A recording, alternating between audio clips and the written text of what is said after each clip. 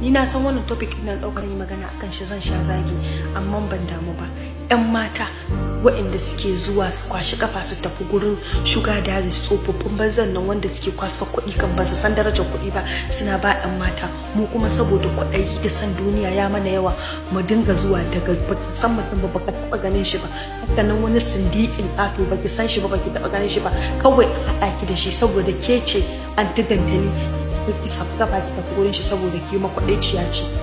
To bari ku ci faɗa mu wallahi yanzu tsafi ake da jikin yan mata, na rantse muku da Allah wallahi tsafi ake yi.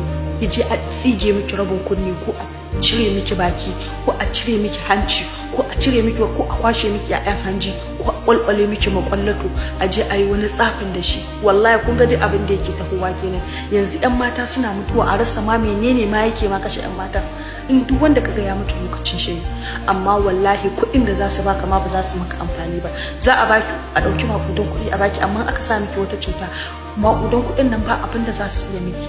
Wannan wani irin bala'i ne amma ta muke jawo kanmu, ba abin da ɗan matan da muka sa a ranmu sai kwaɗayi da san duniya. Mutuwa ma bata zama mana wa'azi ba. Gabanki ɗan uwanki zai mutu, ɗan uwanki za ta mutu, uban wani ya mutu, uwar wani ya mutu, a je a sasa a kabari kana kallo. Wallahi idan ba mu gyara ba za mu bi babu, domin in kika je can kika samu kuɗin kika zo ba su miki amfani ba kika zo kika mutu wallahi mala'iku za su miki ɗan banzan duka a cikin kabari ba ruwansu. Daman ai Allah ya aiko su same ki su miki mugun duka biyu babu, anan baki ci kudin ba kin je can an je a sa miki wata cuta kin zo kin mutu a banza. Wallahi tallahi mu kan makaratun ta nutsu mu san abin da muke, domin wa'annan sugar dadin ba masoyan mu bane, makiyan mu ne, azzalumai ne, macuta ne. Sun je sun aje matansu suna can a cikin gida sun killace su da yaran su suna can ba sa barin kowa ya shiga gidan, sai mu yaran talakawa da suka ga muna gantali a titi da kwaɗayi mu kuma da zuciyar mu ta mutu ba za mu iya haƙuri da abin da iyayen mu suke bamu ba. Menene a za a baki a kuɗin siyar da karkarin kuɗin da za a baki ke sai waya da su, daga waya sai ni sai sutura, kin kai ƙarshe inta kin kai ƙarshe ki sai mutu, abin da zaki da kuɗin kenan. To ina amfanin su? Shi yasa ga mu nan muna ta gantali muna ta yawo kwararo a titi makarnuka.